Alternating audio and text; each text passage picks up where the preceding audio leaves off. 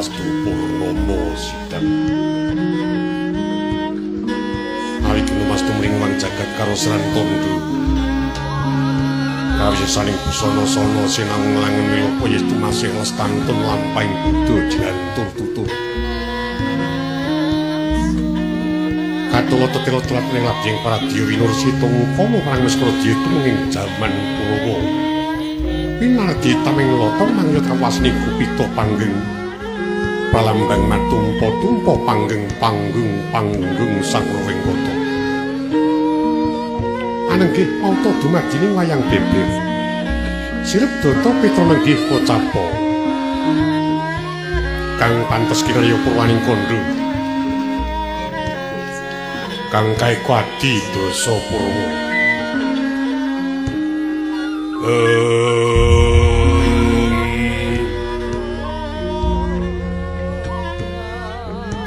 Tembung ika wilangan sawijadi marang linuhe dosa wilangan 10 Purwa ananing wiwitan senajan upaya sing praja dadanan antus dosa ngupadi 100 biyantu sajuga persasat datan wenten kalih jangkep gawung sajuga kang sembodo minangka dadi purwakaning kondo anenggih kagambaraken pepanggihan agung ing kraton Wirata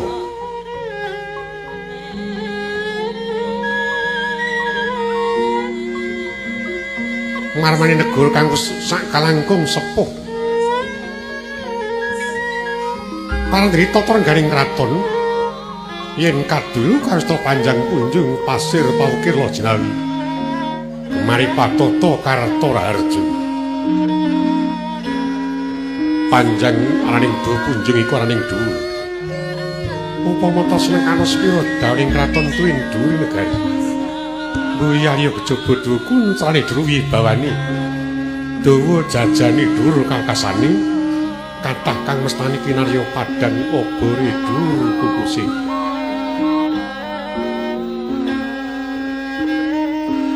pasir pawukir pasir kekawining samudra ukir iku ananing gunung Kacandra patang rakiting praja mengraken wana wiringaken benawi ngananaken pategalan so pasabihan ngayunaken bandraning sakalangkung ageng senajan kathah titeng jawata kang sunungging pertiwi kapiting samudra ya kasungan menang akasa rupakaning praja datan wenten kang padha kraton Wirata kabukti kathah para kawula kang sami sumungkem anggana raras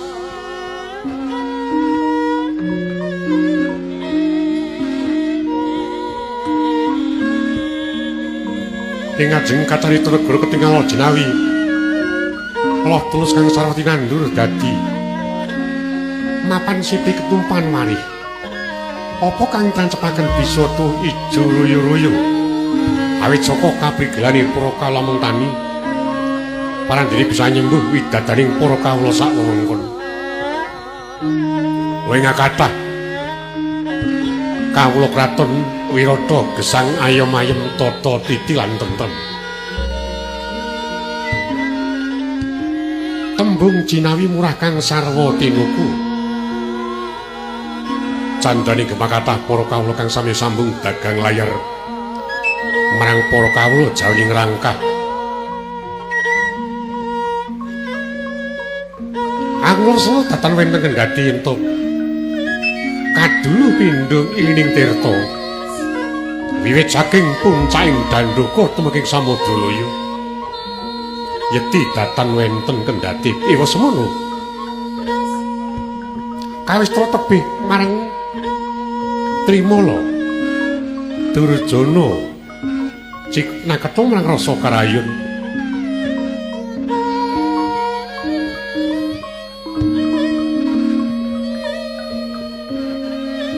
Candrewi pakatah para kawula kang sami bedhongko wenten kukuban kraton Wirata senajan papan yang liar dinur katon rupak merga sakathing para kawula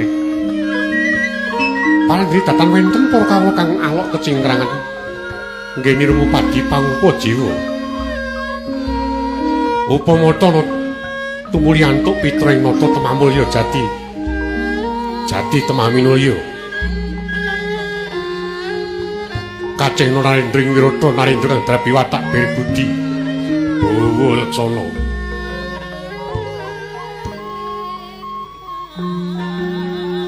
Suka paring tudung marang titah kang mlampah kudanan. Paring teken marang titah kang mlaku kaluyon.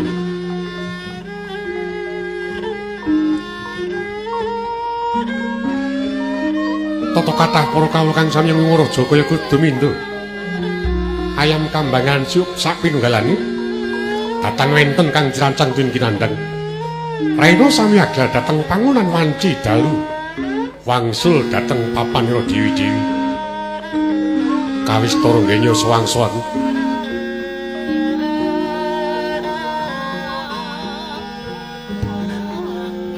Kondanging kraton Kiraya gawat kaliwat-liwat wit kepati-pati. Satu mara satu mati jalma mara keplayu. Kukila miber ngukuli kraton Wirata telak kami durung jungkel kapisanan. Luntak ludira temah sirna margalayu. Senajan telak kuning mendung pinyak barat mangempir kepraban marang daya panguwasaning kraton. Kathah para ratu maratu raja maraja kang tuk nungkul tanpa karna ginebaging Pancakara. Parandiri ing sabenan trawarsa ngaturaken punutaning nata peni-peni raja peni guru bakal guru dadi. Tata gelar sopi sungsun nanging ing batos yekti kayunan marang poyaning kautaman.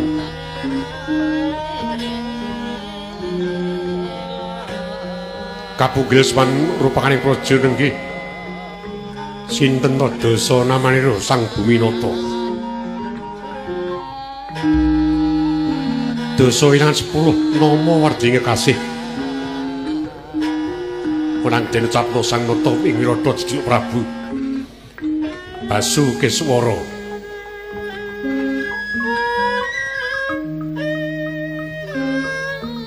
Nujri sajuga kepenlenggah dampar kencana lemek kasur babut prangwardani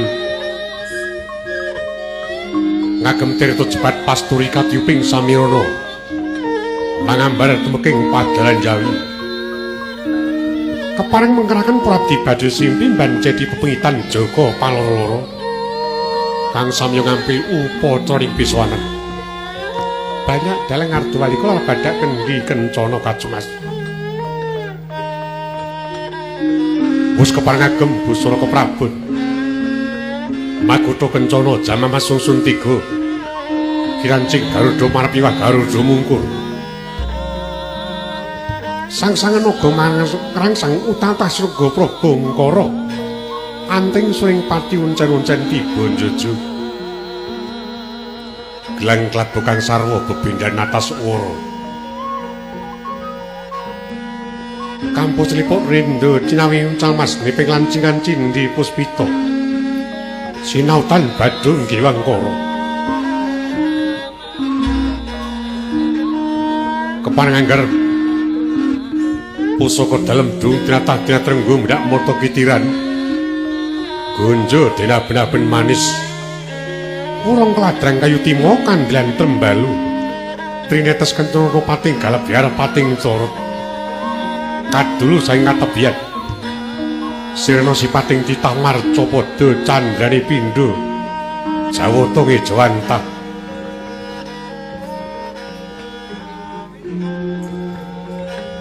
kathah para naraja kang sami ngabiyantara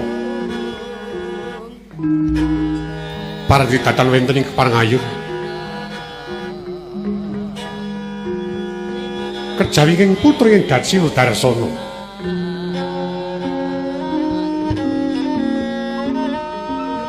kekasih Raden Durgandana swaring abiyantara kawistara tumungkul netra konjeming Bantala suku Jaja teken janggut ngaprancang astani ing batos ajrih yen to dinakno walepat ngene abiyantara Satenging bagus warnane mudhun dasarine nggo marang busana. Datan mukal minangka dadi kondhanging satriya kidunganing para wanita.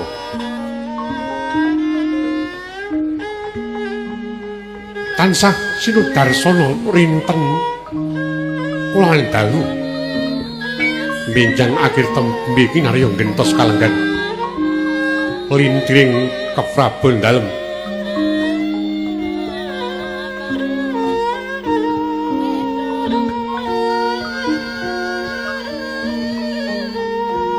Raden Durgandana kepareng mengkeraken piswaning sang Indya mantri muka pangarsa.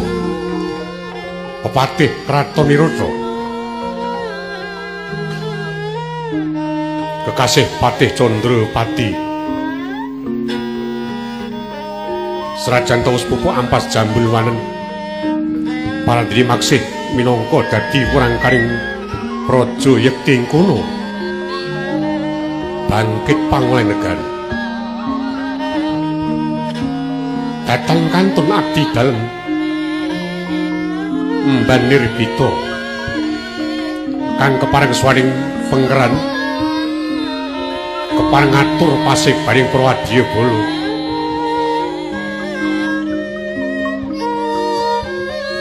Sangkata ingkang masowan yen to kadur datan mantra-mantra iku garing tinggil bingaturata candane pindha jaladri mungging daratan. Pandi datan wenten kang sami sabawa persasatroning maring intan mubah maruta datan lumampah amung kapireng saking katebyan layap-layap swantring prabdi gemblak gending kemasan kang sami nambut karya inten Pantara Dalu.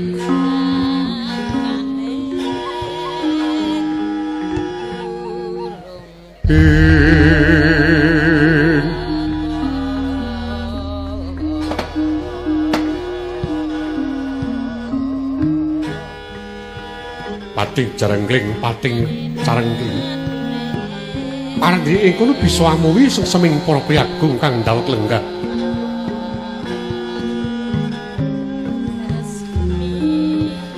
Ananggi genti kang Nursita lan tukang pinuju sowan Kocapo sang nata kepareng mantu medhar sabda kang Kyai Petanda pusaka Kraton Nirodha song-song giyap kabiyeng mijil saking Datlaya tanggap pasmon sigur kangsek kene ngabiyantara umyang gumuruh swane pindha negara kebon pramuka parang pamuk jajahe mung saseng manca praja mangro cipta gawe kanca maju kanca jajahe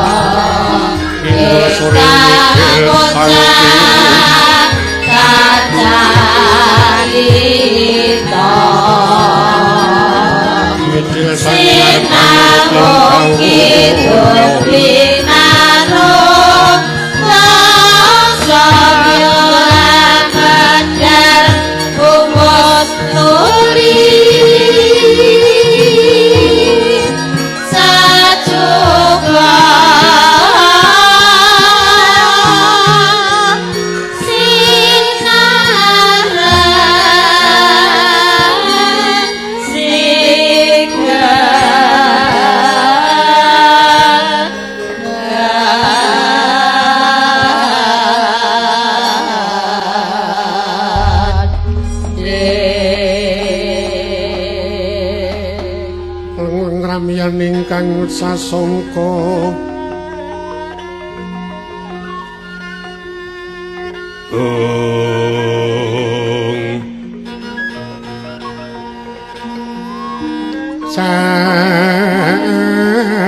sangku menyar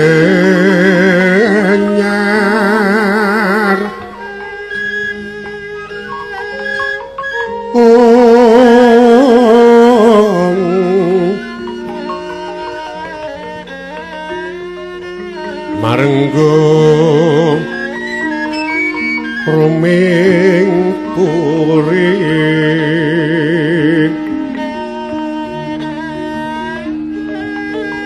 manggen tanpa sireng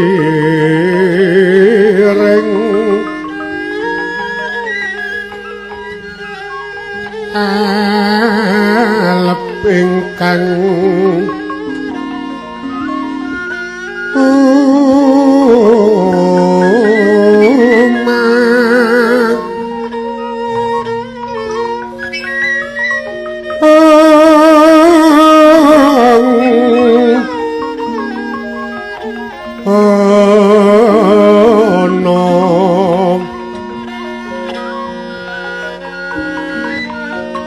maslir muruping langit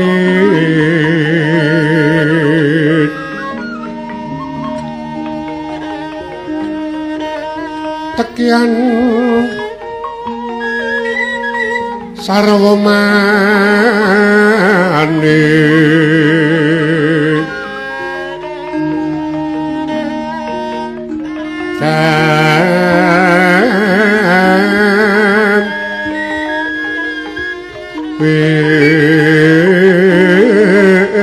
nyom sinawung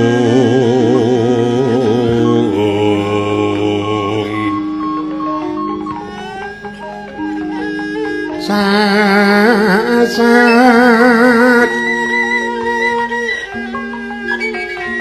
sekar kang sinut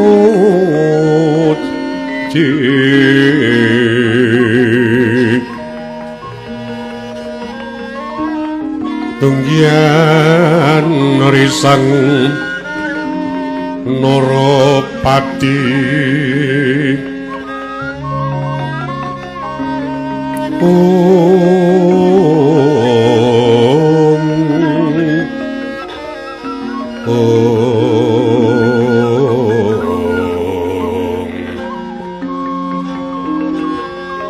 risang notogung pinatoro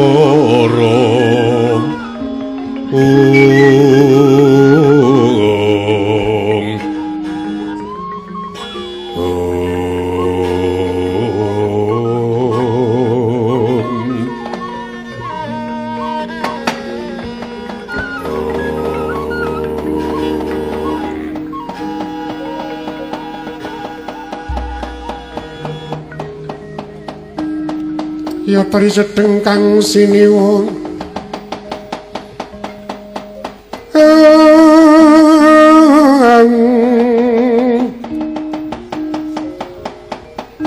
Mahasri Naranata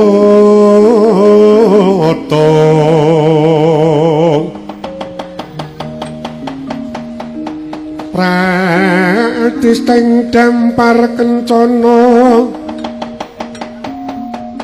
asri rengganing busana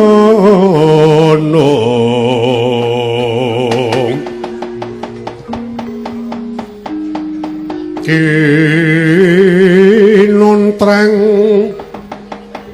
kontrang Mas Retno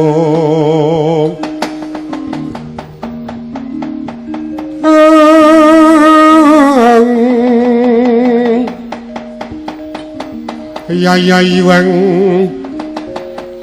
Atara Indra sinewa ing tinju moyo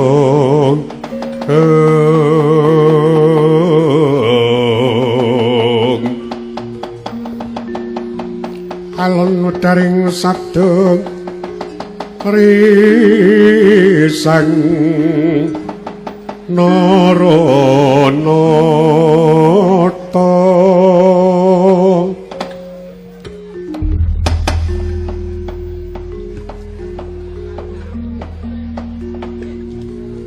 bawun langgeng sinungi datan awrat pati buya dadi kecut rasaning pamikir sering-sering sun timbali maju ana ngarasaning sun Kakang Patih Condro Pati kula nundhat kapundi sabda dalem Kanjeng Diwaji ingkang mentadati ngabdi kepatihan sadèrèngipun ngabdi nampi dawuh timbalan dalem istrinipun wonten jawi gadhahi kados ing kumarasan mbok bilih kepareng ing ngabdi ngibarataken pindha kamengan salomba tinandring alun-alun katempuh samirana wujud mitiracara awur maras ewa semanten sak sabenipun ngabdi nampi dawuh timbalan dalem tata tentrem sing manah kawistara padhang trawangan pindha tiyang mlampah ing mangsa panglo kepapak obor sewu kejawi saking menika kepareng abdi ngaturaken sungguhing pabekti nggih kunjuk sandhap padha mawan tuantu Kanjeng Diwaji hailolo iya ingsun tampa kejaba sungo iku marmane jeneng Porado ingsun caketake ingsun wraketake daya-daya jeneng ingsun kepengin mundhut keterangan paran pawartani para kawula kang cumunduk apik ana jroning rangkah apa meneh kang ana jabaning rangkah mbok menawa ana sawening para kawula kang wani mbladak milang sifat mirung kampuh jinggo lan datan Porado becik aturna kanthi wijangestala ana ngarsaning sun jagat dewa Baturdu sinuwun menawi paduka kepareng dangu dhateng ngabdi magepan sedaya para kawula dalem saenget ngabdi boten wonten para kawula ingkang nirwaken dawuh sedaya sami nyibaken rasa cipta karsa saha karya mracenani negari paduka wonten salebetipun swasana katentreman paling kathah sami ngaturaken bekti minggah glondhong pengarang-arang kunjuk ngarsa paduka Kanjeng Diwaji hailulu kuwi adalah menawa mengkono kacihna para kawulaning sun kena kinarya ruang mbat watang aputung ngejung kumbul boyo prayoga rejeng sira ngabiyantara iki kados boten kirang prayogi sinuwun putraku nggih Durgandura sawise prayoga biswanira aja nganti kejut rasaning pamikir jeneng sira ingsun timbali kula duh Prabu katampitan kali sabda dalam kokok menapa Rama Prabu tadhating ing putra. Sadèrèngipun Kanjeng Rama lenggah siniwa kestripun ing putra sampun kepareng beber lampit wonten pepanggihan Jawi. Langkung rumiyin kepareng ing putra ngaturaken sungkeming pabekti wikunjuk sandhap padha mawan tuantu. Rama Prabu. Iya. Pun Rama tampa nggih. Pudya pangastawa tumuli tampanon nun kacadheng tan kali kula pundi dhateng mustaka mugi ngersa jimat paribih sekadarmanipun Rama Prabu inggih luntah dhateng ing putra dasat kula Rama putraning sun Durgandana mengkono kejaba sengko iku nggih sartane jeneng sira Patih Condro Pati jeneng sira ingsun timbali ing wektu kalonggan iki pun romongan ake bisa wanat ning sak nyatari dudu bab kaprajan kang bakal ingsun rembug nanging magepokan kula warga ing Wirata pribadi wektu kalonggan iki Wirata kena tak upamake banjir mangsi sarah drancak amarga akeh para ratu saka jaban rangkah kang kepengin bakal ngayunake marang Mbak Ayumu ya putraning sun Durgandini. Wis semono. Mbak Ayumu durung pinter netepake sapa kang kudu diladeni lan sapa sing kudu pinter palakrama marang Mbak Ayumu Sekaring Datun. Kang kaya mengkono mau kurang bejane iki mengko bisa nimbulake rertu gedene ngrusakake wewangunan ing Wirata. Nanging kaya mengkono mau bisa kelakon tak upamake kaya dene suduk gunting tatu loro pisan. Mbak Ayumu dilamar para ratu-ratu saka jaban rangkah. Nanging ing angka loro tatkala semana pun Rama tau tate nampa pengendikane pepundhenmu ing pertapan Giri Sarangan. Ya Sang Tapa Begawan Sakri isine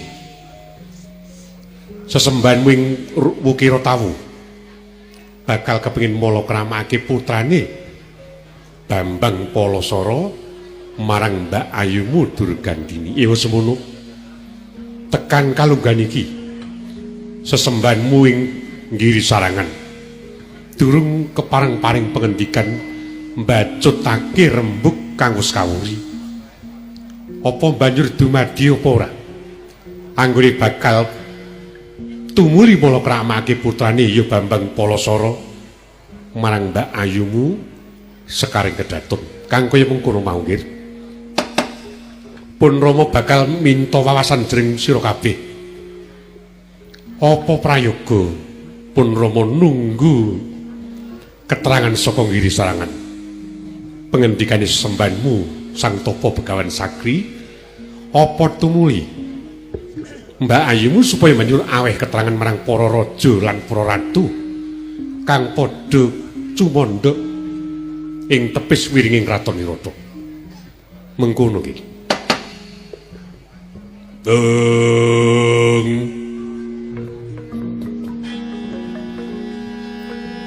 Lengleng rambiyan ingkang driya lirwang Condra katawengan sumu inget yas lirikang katuritan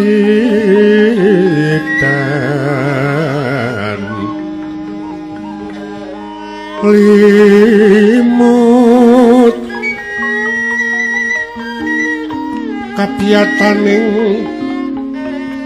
ruci rem-reming driya manaung kekunging iwang wisik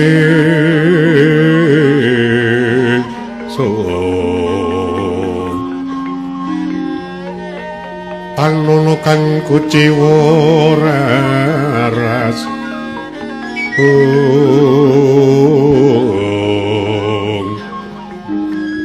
raras katenur medenging ngakasa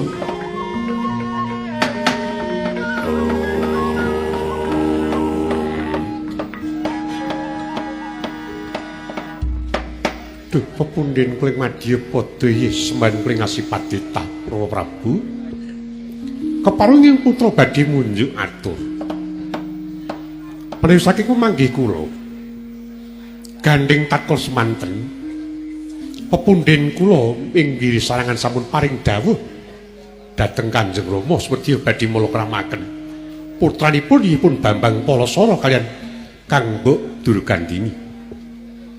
Ingkang angka kalih Kanjeng Rama menika inggih minangka dados putra siswanipun Sang Tapa Begawan Sakri. Upami to menika mangke raga-raga Kang Mbok dipun pasrahaken dhateng para tamu, para raja sewu negari.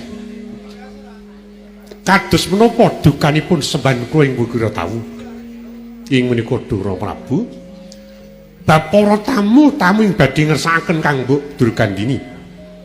Cekap supados semene sakwentawis ngiras pantes tenggo dhateng rawuhipun Sang Tapa Begawan Sakri Kados pundi rembagipun menapa saestu tumuli badhe bebesanan dhateng Kanjeng Rama menapa tumuli badhe dipun jugaraken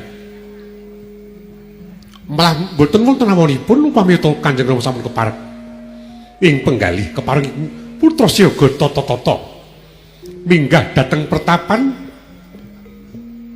badhe mitrang dhateng Sang Tapa Begawan Sakri awit pengendhalipun ing sampun kaweca tatkala semanten.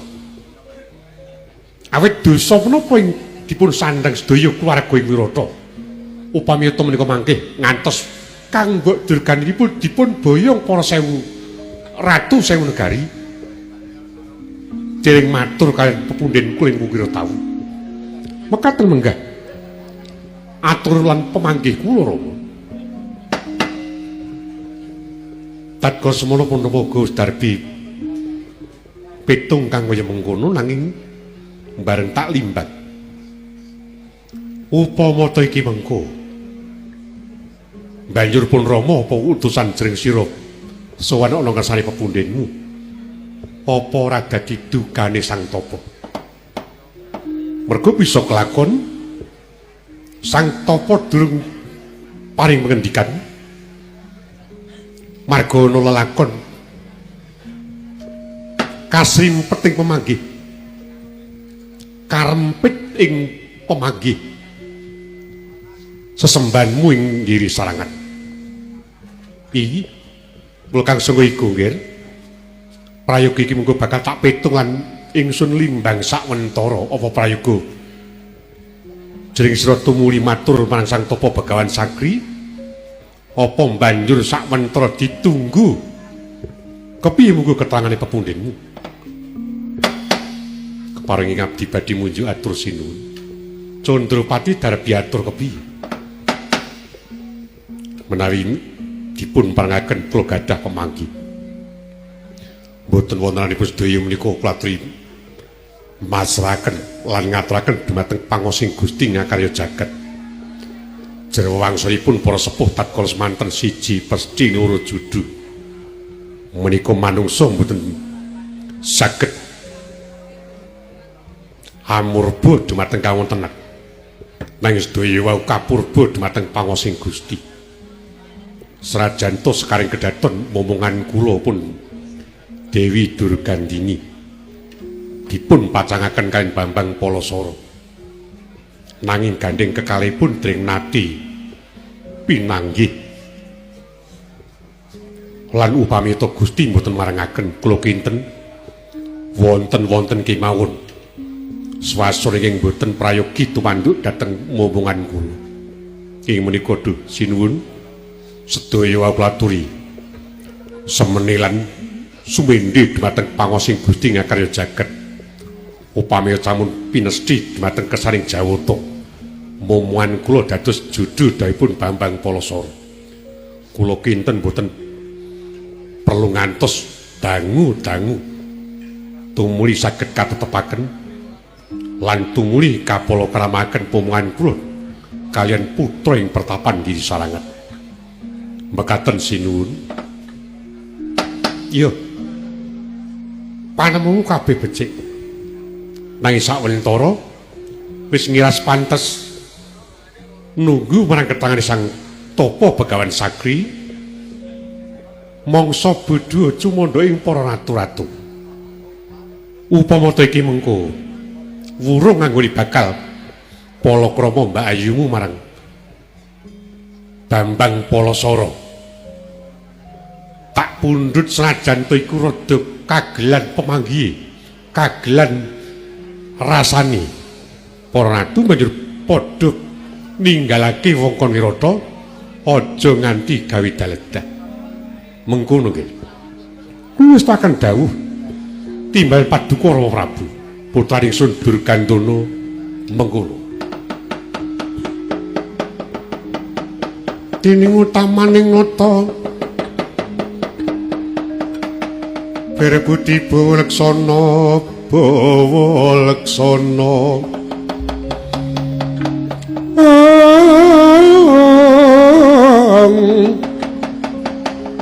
liring kang bawa leksana mangkono agung genya paring dana angge ganjar saben dina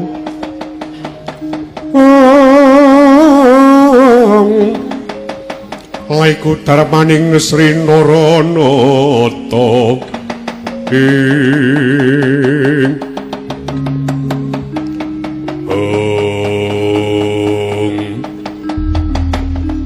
kang yeta mangkur kocapodri ngantos paripurna sabdanira sang nata ing Wirata Prabu Basukeswara kaya kena cobaning Jawata katitik Tripandurat wiya kepangandika tling wilangan tetelu Pandurat pangandikan tigang limadatan kawedar lati kocapok saruk geger nyawi biak ngarep tangkeping urip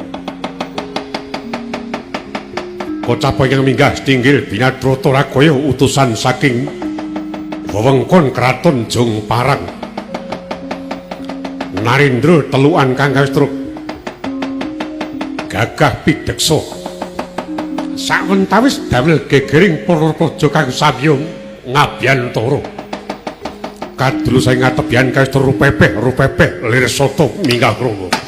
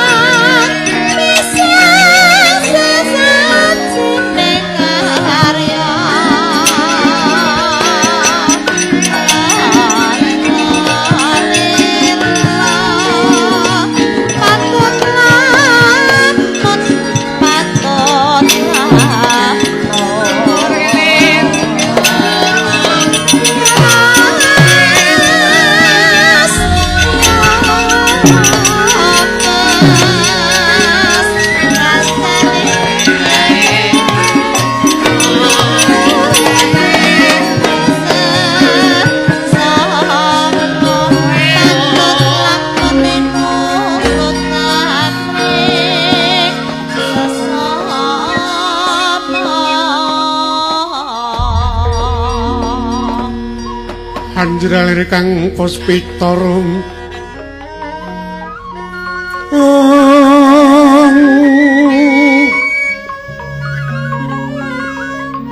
kasiring samirana amrih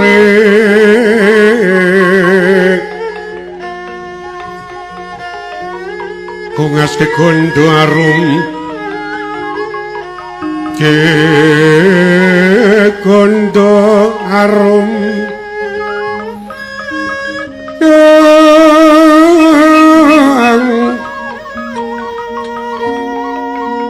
pindha puspita mungging puri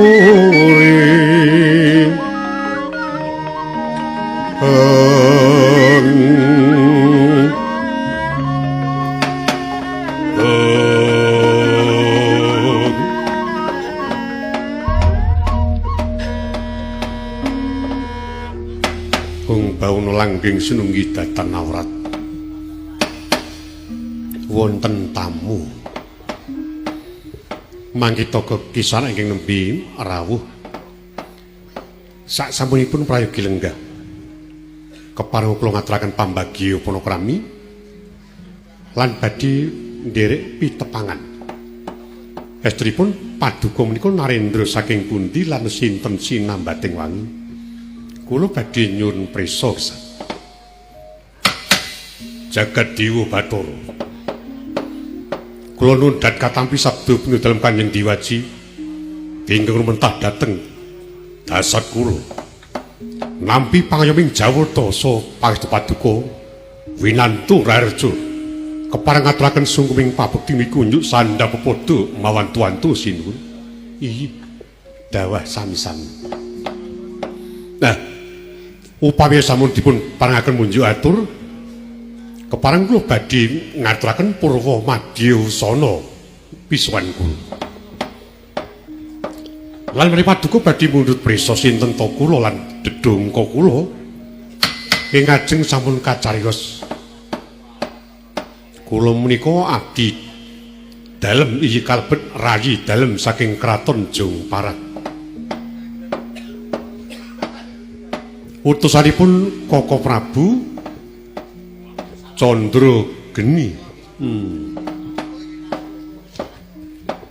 saking kraton Jongparat iki lajeng lenggah paduka kula iki saha gelar paduka sinten menawi papan kula niku tebih saking wewengkon kraton Jongparat sampun dipun paringi bumi kamardikan lan sampun kaloka dipun wastani Purwa Daksina. Purwa menika wetan, Daksina menika kidul. Kidul wetan.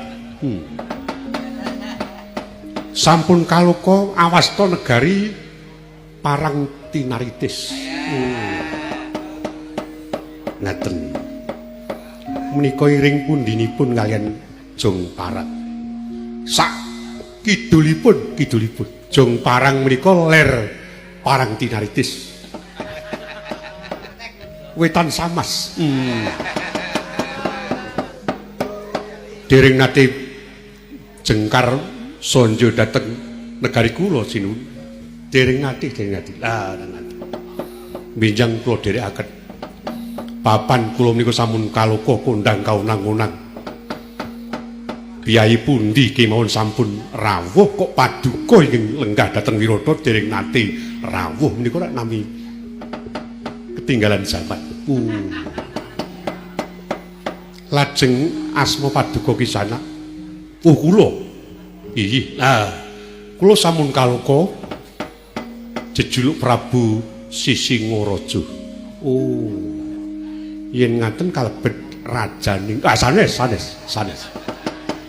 sanes menika gelar paringanipun Koko Prabu Candra Geni.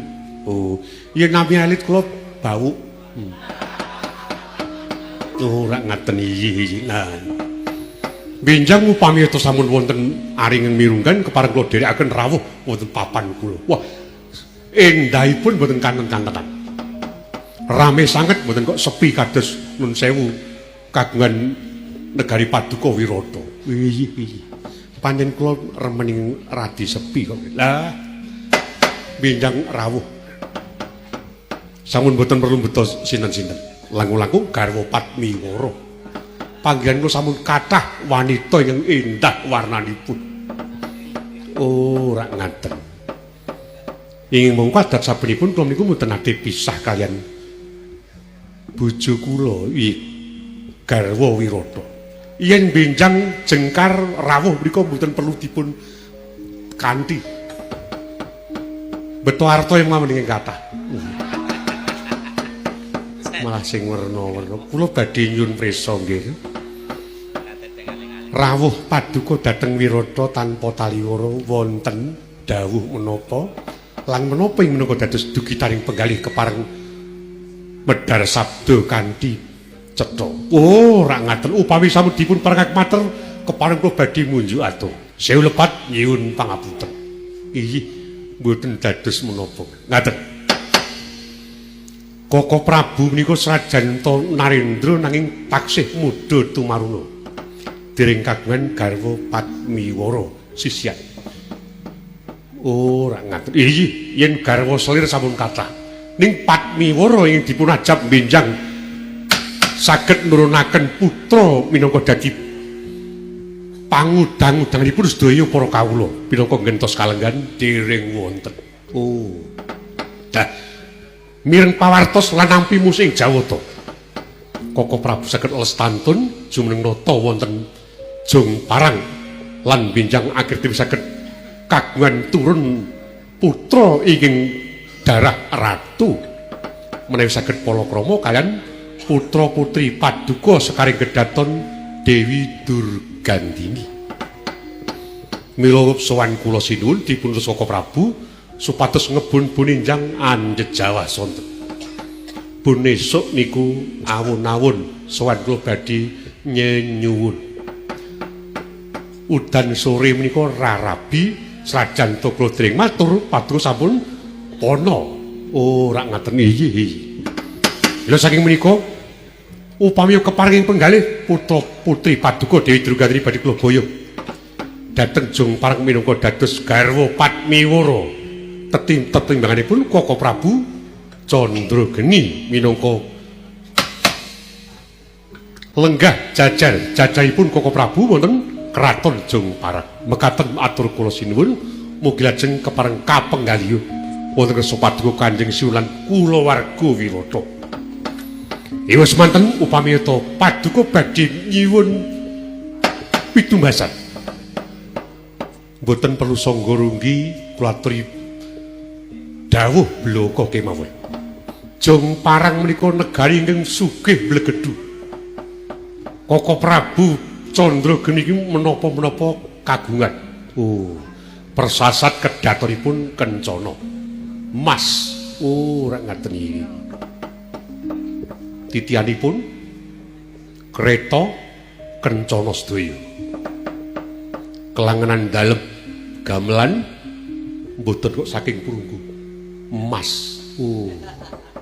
Poyo iso muni poyo. Menawi kirang pitados kula rawuh dhateng Jong Parang. Tertamtu badhe kayuyun semu gumun mrisani dhateng kelangenan dalem Koko Prabu. Oh, ora ngaten iki. Mboten kok kemungaken kreta lan gongso. Wadyabala Sentana kraton Jong Parang sedaya komplit wajanipun mawi. Mekaten matur panuwun kula sinuwun mugi sepisan malih dipun penggali. Nanging semanten upami to Paduka badhe minta kekudangan jer tiyang sepuh ngagungan putra wujud pawestri niku kados dene dagangan. Sesembahan kuring Jong Parang badhe tumbas badhe kapundhut putra-putri Paduka Dewi Durgandini. Mekaten cekap atur kula sinuwun mugi kapenggali. Kepiye nggih? Keparing badhe kula panggih Rama wis sing praetno ati-ati wis dajal temono. Tandang tikel kadhalarung pinarwasa risang pinarwasa gumergut maguting ngayuda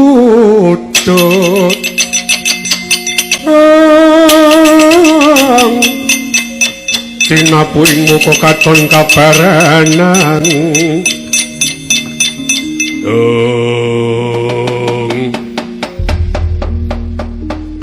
aku tak takon gelarmu sapa? Kula. Iya, Sisingaraja. Oh, Prabu Sisingaraja. Iya. Paduka sinten, Den? Ya ditepungake wae aku kalbu putra ing Wirata. Aku kadang tarnane Kang Mbok Durgandini. Aku Raden Durgandana. Suryana. Ratu kok wong kupinge ratek cetha kok dadi ratu. Raden Durgandana. Oh, Raden Durgandana. Iya. Yen ngono kalbu Prayi dalem ya kalebu ratu teluan ana jung parangkana siramu. Wah, sanes raja teluan. Kula menika gesang ke bawah keperintah kalian Koko Prabu. Lah iya, rak padhae karo teluk ana ngersane rakamu. Ya teges diustani raja teluan. Wah, sanes. Kadang Taruna. Kula niku suwita wonten ngersanipun Koko Prabu Candrageni sanes kok teluan. Ning ke bawah keperintah karo rakamu. Lah iya. Lah ya ateges raja teluan. Wah, sanes kok. Wis pokokipun kerjasama ngaten kemawon. Dengkok kula diarani teluan ora gelem. Ora, kowe arep tuku Mbak Ayuku. Nun, arep tuku Mbak Ayu. Nggih. Badhe kula tumbas. Sampeyan ngaten kemawon. Malah kula aturi matur Kang Rama badhe mundhut pitumbasan pinten. Badhe dipun sadi pinten. Oh iya. Pancen iki tumbuk bejane tekse kowe ya bejo, aku ya bejo. Arang ngaten. Pancen wis suwe kok Mbak Ayuku dur ganti niki lek ku nawak-nawake ning durung payu. Lah. Bareng guyu ketok omponge. Nggih, bejo kemayangan niku. Sakmenika kula aturi ngendika Kang Mbak Yu badhe dipun sadi pinten. Namung kemawon ngeten mangke ngiden upami uta menika mangke pun sadi kalih upami. Nun sewu wonten kwitansi kula nyerat sekawan. Yen mangke paduka ngendika sekawan wonten serat kwitansi kula nyerat 8. Lho, kok loro digawe 4? Lho mangke ngeten sik kalih dipun nunjukaken Kang Rama, sing loro nggih sampean kalian. Oh, arak ngono. Dadi ning kono ki ratu ya nyambi maklar barang. Lah nggih. Ning karepku golek pangan lu mbok aja nganggo cara mengkono. Lah kuwi tegese rak ula ta kuwi. Loro kok digawe 4 digawe 8. Wong ratu kok dadi ula. Lho cara jong parang menika saya ageng pangkatipun saya inggil derajatipun saya gedhe saweripun kok. Oh. Saiki ngene wae, ya. Tak turuti apa penjalukmu ning le padha rembugan aja nang kene. Aja ning Stinggil Binatrata mengko ndak dimirengke para sentala sing padha ngabyantara. Oh, arek ngaten. Kula sampun tanggap pasemon.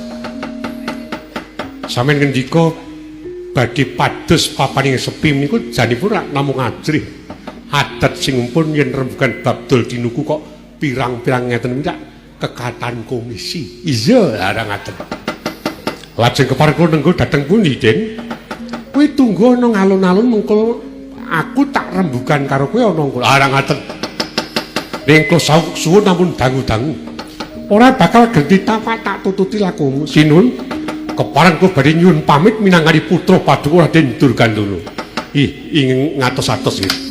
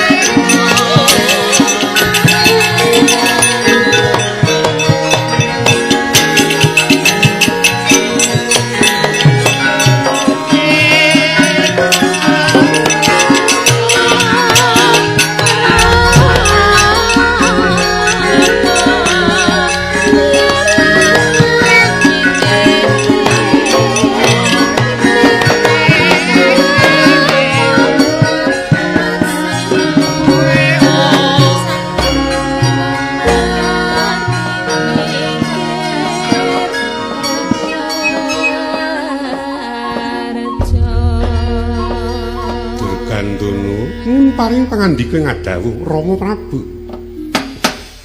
Tata gelar ratu iku bakal nglamar Mbak Ayumu.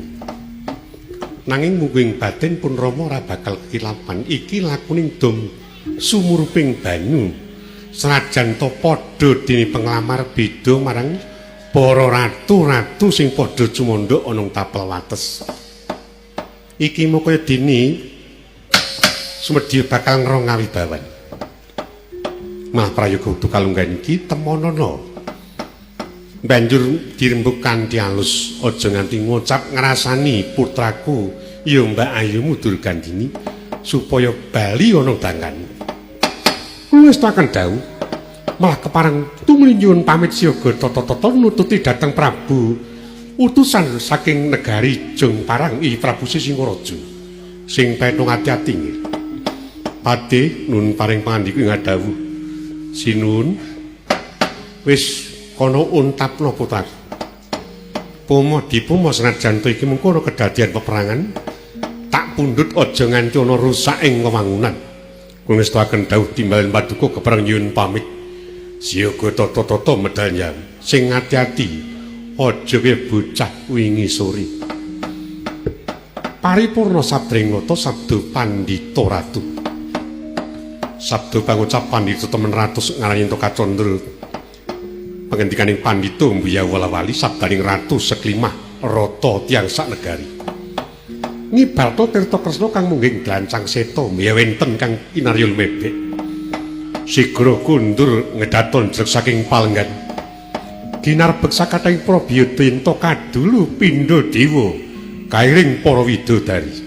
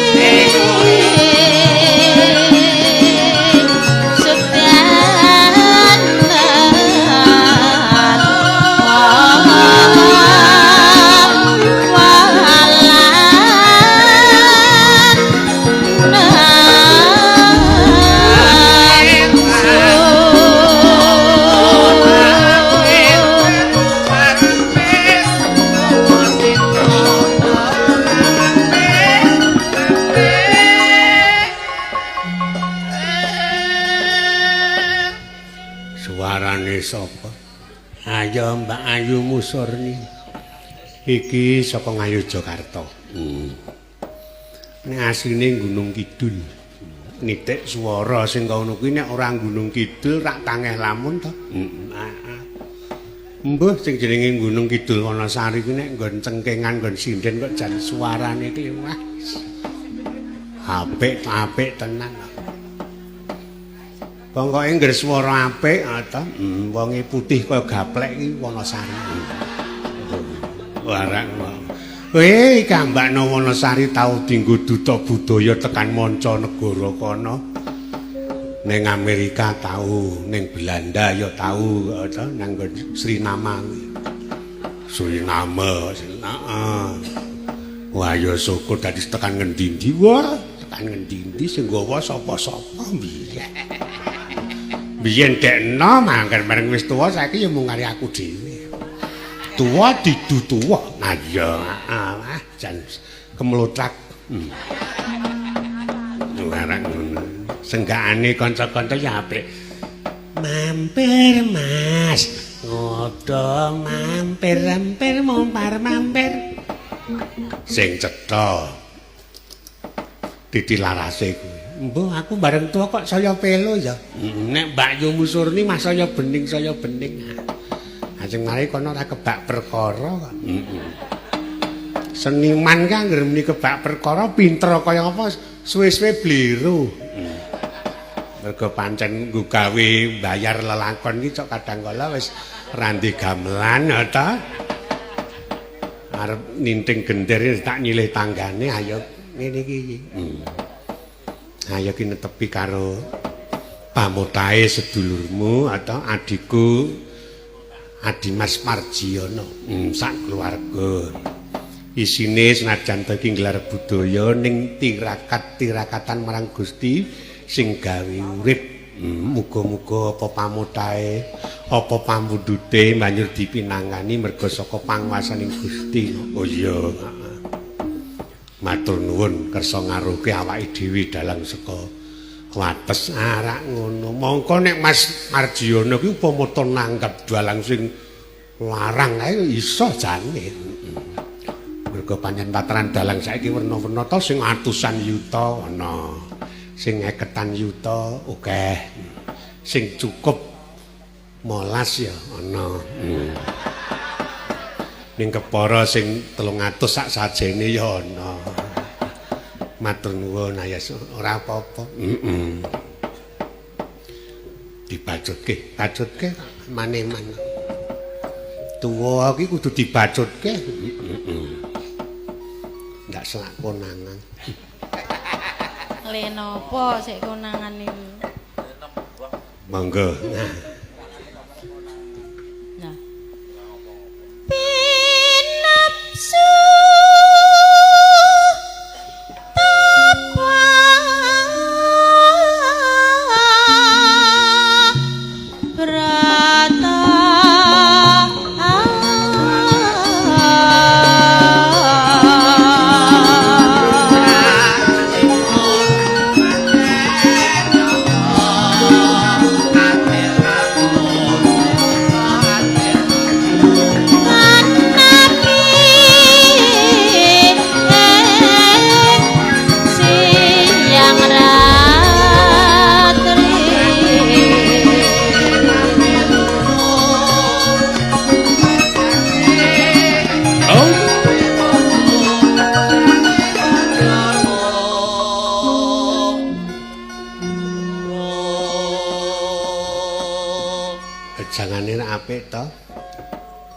kambil ijo bejane sing duwe bojo ning aja loro.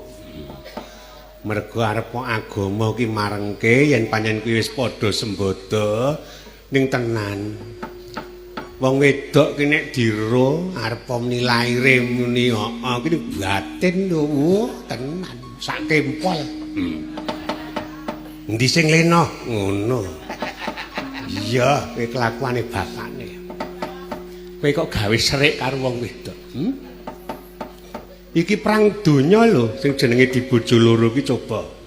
Nek awan aku kok tandingke rupa. Nek bengi rasa, iki karepe kepiye? Nek panjen sembodo kudune ra ya aja dibere-bere kudu padha. Cara timbangan iki aja njot-njit. Dumeh enom yuk. Dayoni sing tuwa dilalekake. Lupa ta apa aku biyen? Rak ngono ta? Ah iya. Siji wae, siji wae. Aja loro. Kuwi wejangane para wiyuga lan ibu Waranggon. Oh iya, heeh. Sing jenenge poligami iki tenan. Ayo. Nek pancen duwe ragat lan sembodo ayo monggah-monggah ning mesake kok, mesake. Aja. Lho aku sing wis ngrasake. Ayo. Loro tak catet wis 19. padha ngapusi kabeh jebulane pancen wong lanang iki sok senengane sok. Beda karo cature pengendikane. Bul kabeh yang tiba ning nafsu. Kowe iki tak eman tak ayomi. Ah, bel gedes aku. Oh iya. Diteruske meneh. Oh iya, rungokno.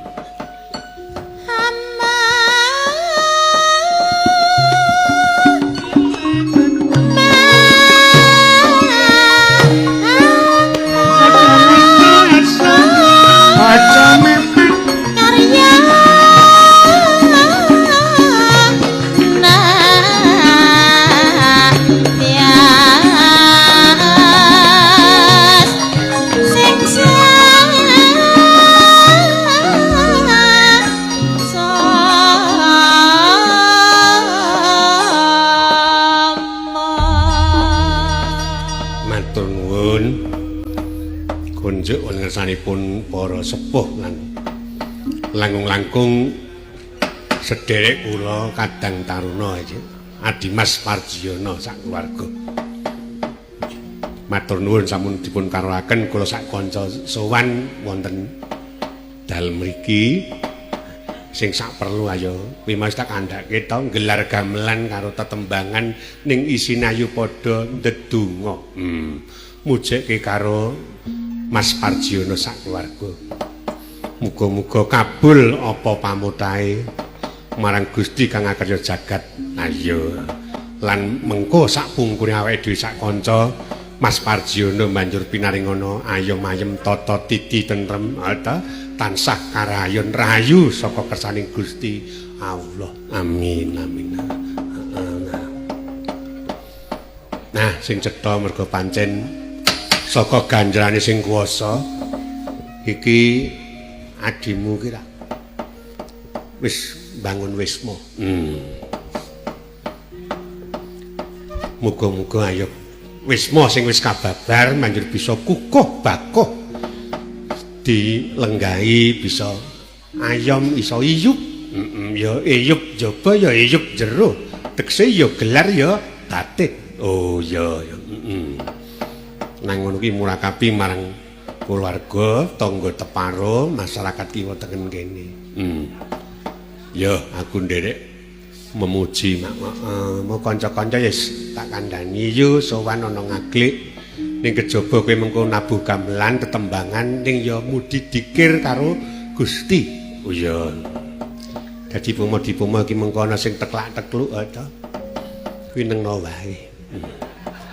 Mergo kuwi lagi omong-omongan karo sing ra ketok. Anek ngreweh gotong metu rono. Sekarang mabengi sudah ning muntilan kono. Ayo wayangan karo ndelok banjir lahar. Ya ora apa-apa wong kabeh iki kanugrahan to. Gunung Merapi kuwi tenan aweh kanugrahan marang para titah sing cumandha ana kiwa tengah. Iya. Wong serandakan kono pasir ya entek enting tenan nganti gerong kertek. Muga-muga iki terus murakabi rono ta. Ayo, tenan iki bangun kok ngrabuk. Oh iya, ya. Yo aku nderek memuji arak ngono. Yo gelar budaya. Ya panuwun sing tansah rena lan latri, tansah diesti marang adimu ayo. Mergo pancen wis sawentara anggone omah-omah durung diparingi momongan tenan. Tak pujekke tak dongeke lantaran bengi iki yo do tirakatan. Disumanggake nang ngersaning Gusti mengko rak paring kanugrahan. Oh iya. Matur nuwun. Heeh. Iki tak nggo ilo-ilo tak serananane nganggo beksa tayub. Aku nggawa tayub saka Kulon Progo. Oh iya. Yo jeng ira. Jumeneng. Najan beksa ning ki minangka srana merga pancen sing jenenge sedekah bumi merti desa pomo-dipomo sok do gelar beksa tayub. Oh iya, kabeh panunan ben kabul. Lah nah. Promosi ning Aglik kok menawa sok. Bar iki sok yo dilir. brak-bruk ning mburi omah. Napa? Hah? Napa? Ayo sing jenenge Seniwati kuwi mergo pancen jenenge promosi iki tenan. Nggih. Ra ngerti nek kono. Nek kok brak-bruk kok ten mburi omah? Wah, wong sing jenenge artis ki tenan. Apa-apa mesti ana. Oh. Pengen gendeng ngelirik lurahe. Oh. Ora gantal wektu bruk gendeng 1000. Nggih ta? Heeh. Terus? Engko nek pengen boto ngenjepi RT-ne. Kula wingi nggih ngenjepi, nggih ngelirik. Ya bruk. Bro, ini ngebruki bojomu dadi. Nembang joget nak. Nggih. Heeh, pelok 6. Meh raino mengko diladrangke dhisik yuk jogetan sawentara.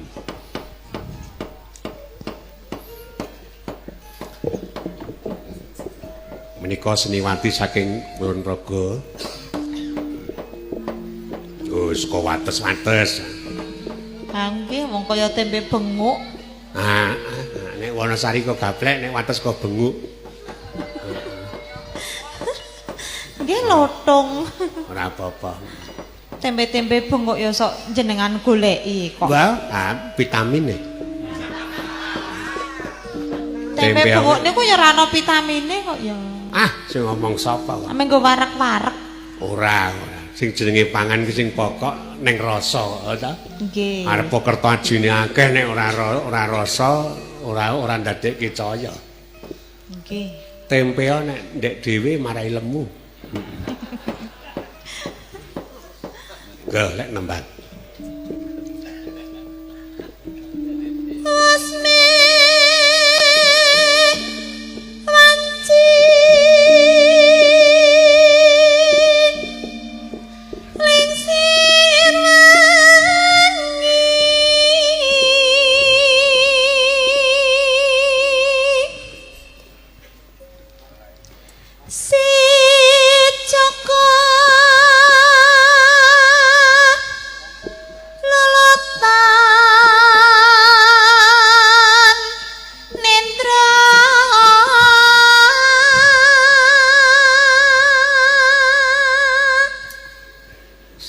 Seniwati sing kakung seniman.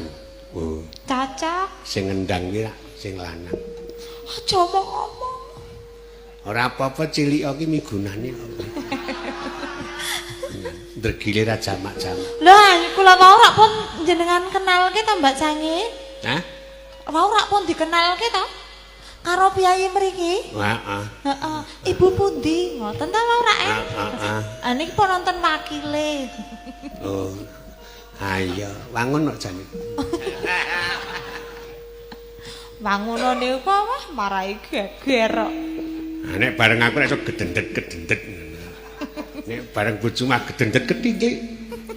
Gedendet ketingklik. Aku sing gedendet niku sapa sing ketingklik niku ya sapa? Ya wong-wong kuwi gak leda.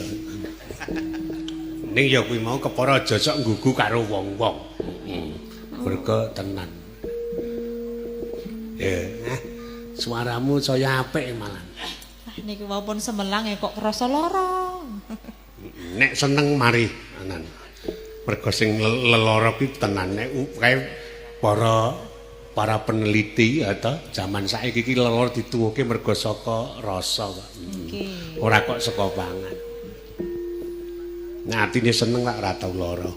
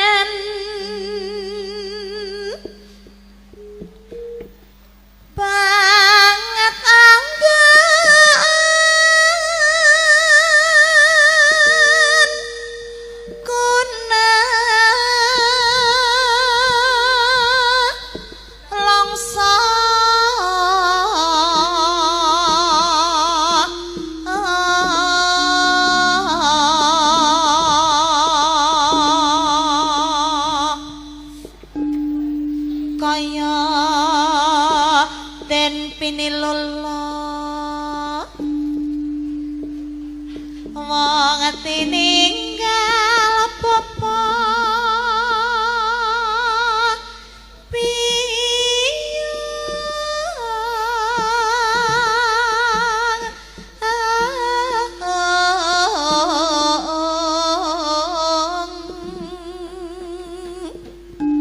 susah dadi Joko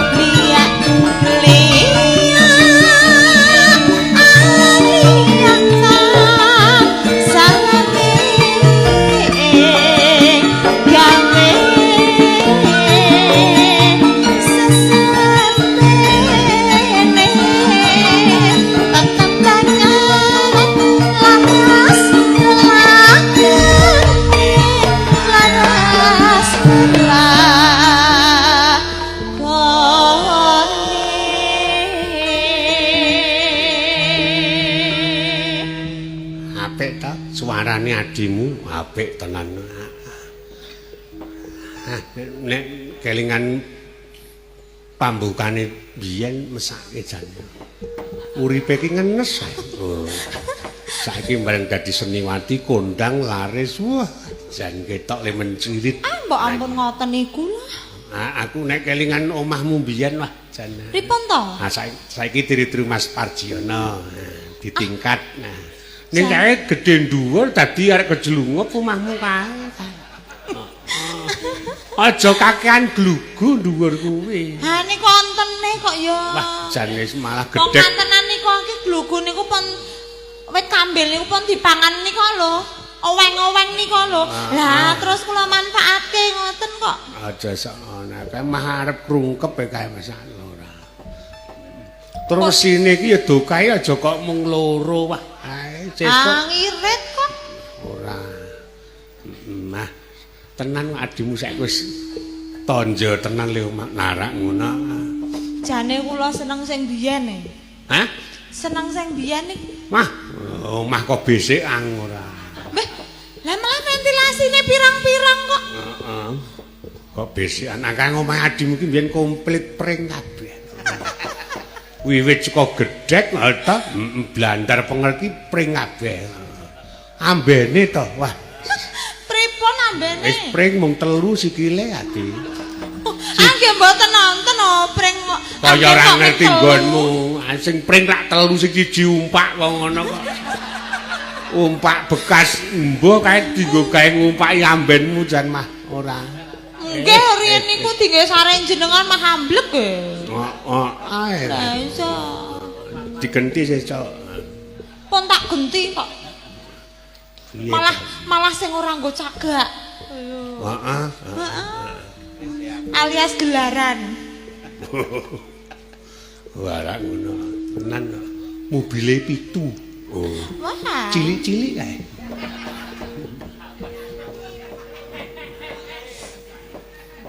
Wah ya syukur Niku pun nonton sing bedhek nggone anake. Mboten mawon, mboten kleru. Ya gek dibajutke wah. Golek pasaran ning Aglik tenan sok mbok menawa wah. Kene yuk seneng wayangan nanggap kowe ta. Purun kula. Yes. Purun banget. Adate nek sura ki ditimbali Mbah Marican kok malah Mbah Marican disiki ya. Heeh. Yen cek munggah ning cangkringan karo Luna Maya. Sapa niku? Ora Maya ora. Mbah Marijan niku? Ora artis-artis jeneng Dasawandrana. Oh, kalebu Mbak Cangik niku ta? Ora aku. Lah ning kok Luna Mayane kok seje ya? Wis gek dibacut. Wah. Karang wedi ndak kewiyak wadine kok ya. Nang kene iki rasa ngandhake ngomah. Heeh. Ngandhake iki sing apik-apik kae. Perkara ngomah kok aja digawa ning panggung ah. Lah monggo omahku ya dieker-eker wae kok ora oleh ngandhake ngomah. Ah monggo wong aku ki ning Sleman wis kaya dene kebo mulih ning kandange ta jaman aku 10 taun lho nggoni kene iki. Mbak Cangik niku. Heeh. Mesti daleme ya kaya kagungane Pak Parsio ngeten iki ta? Wah. Apik nggonku biyen. Oh. Nggonku ning isor lemah kok biyen. Ngeten iki wonten sik luwih apik meleh. Ana. Oh, luwih gedhe. Ora, luwih apik nek gedene ra ya mung ukuran Indonesia. Omah ukuran Indonesia. Gek dibajutke wah. Mung kepe kancing undang tekan pamane syukur makmur murah sandang pangan wekasane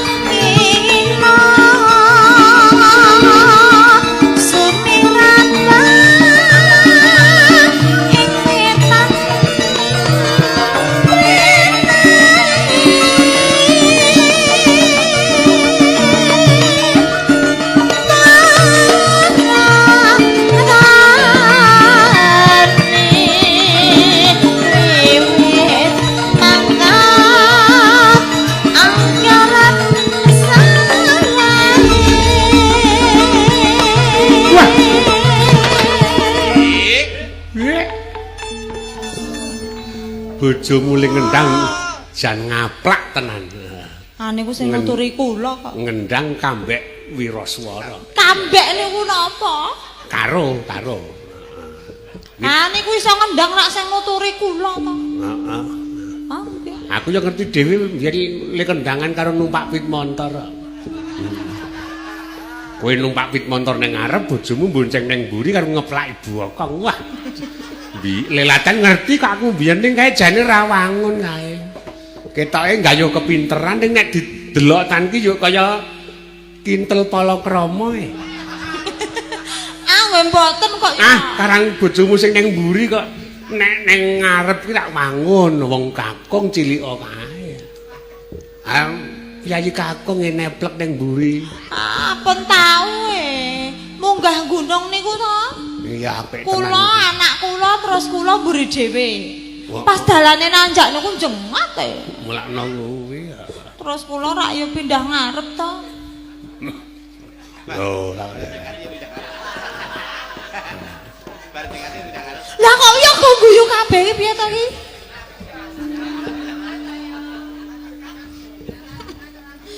Dalane niku nanjak.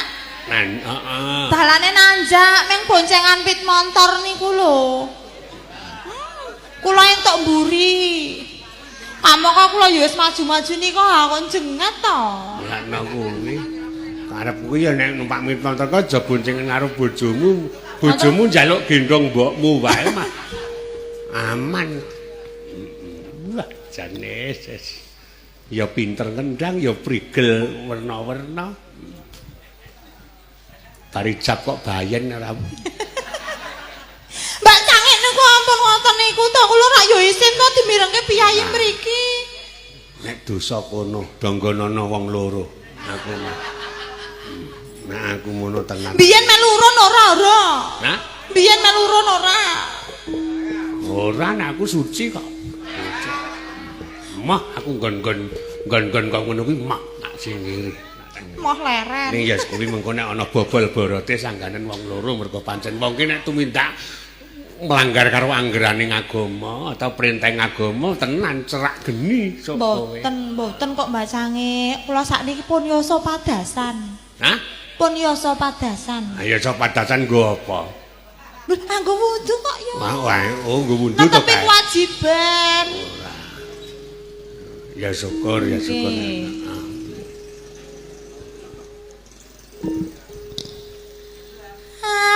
Manggol pacul karo lekon akhire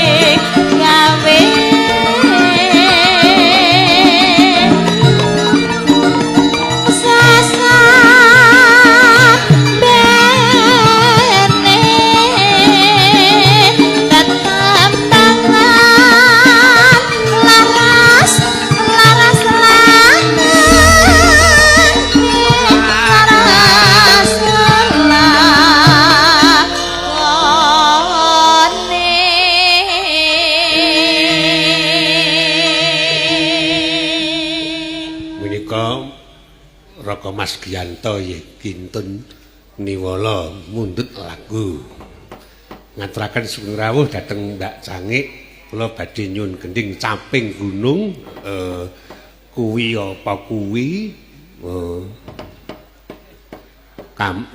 Sambil kemangi. Nggih, matur nuwun. Iso caping gunung ra kowe? Lho. Heeh.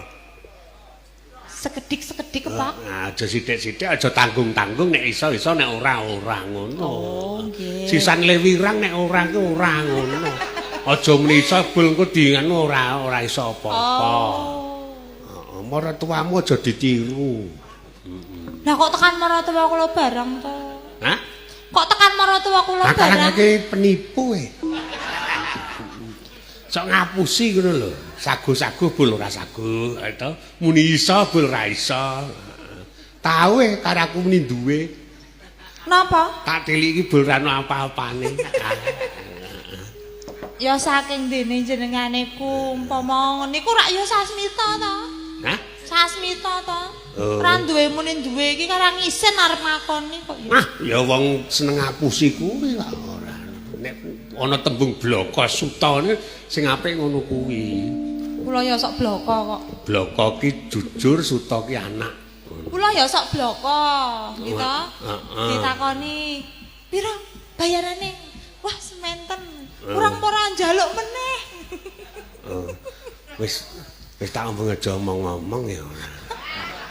Beda bloko karo bapak karo bojo ki apik ning nek karo kanca aja bloko-bloko banget ah. Kuwi mengko tenan kowe dosa aku wirang. Aja sak ora. Wong kon sinamun dono kok senengane. Ra iso. Ora iso ya leren.